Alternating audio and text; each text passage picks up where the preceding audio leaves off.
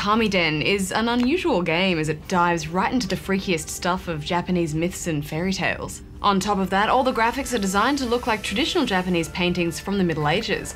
Instead of playing it safe, the guys at Capcom have decided to make the most distinctive, Japanese-looking game they can. Yeah, and it's a bit of a risk because those outside Japan might not get it, but it's paid off because Okamiden looks like no other game on the DS. It feels less like you're staring at a screen and more like you're diving into a tapestry and living a legend.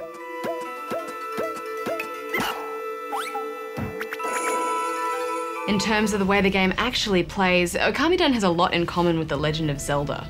You explore vast environments, solve simple puzzles, and battle enemies. As you traipse back and forth completing mini-quests, you gradually upgrade your abilities.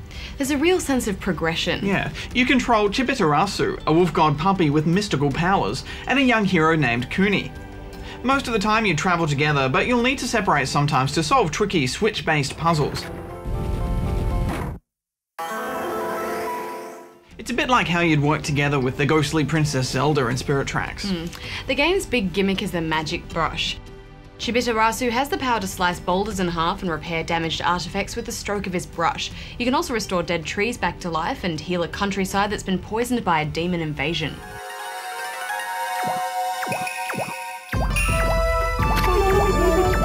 Your brush can deal extra damage in combat, but you only have a limited ink supply, so you can't use it all the time. To get all brushy, you simply tap the left or right bumper button to activate brush mode and then draw in your spell or repair pattern on the touchscreen.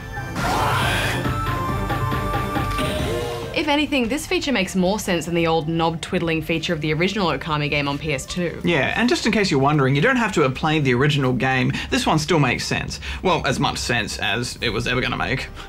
Much of the game design is trickery. You feel like you have a lot of freedom, but really there's only one way to go.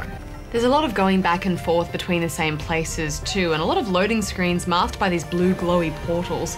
You can tell they've tried to squeeze as much graphical power as possible out of the good old DS, but it just doesn't have enough memory to run the game as smoothly as it needs to. Final thoughts? We only get a new Zelda game every now and then, and this one reminded me a lot of Zelda games, but it's not quite as good. The unusual sound and animation is definitely a plus, but I think the best part about this game is the freakish sense of humour, so I'm giving it 8 out of 10 rubber chickens. The corny monster fights are standard, but the animation is just beautiful. Okamiden is bold and unusual and well worth a bash, so I'm gonna give it 8 as well.